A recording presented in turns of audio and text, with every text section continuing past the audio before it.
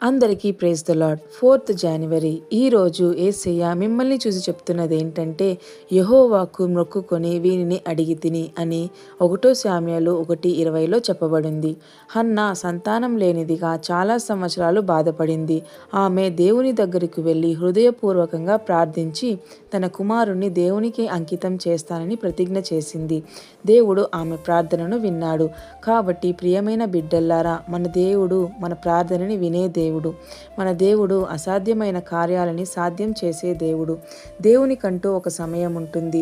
మనకి ఆలస్యమైనట్లు అనిపించినా ఆయన సమయానికే కార్యం జరిగిస్తాడు. అది ఎన్నటికీ ఆశీర్వాదకరంగా ఉంటుంది.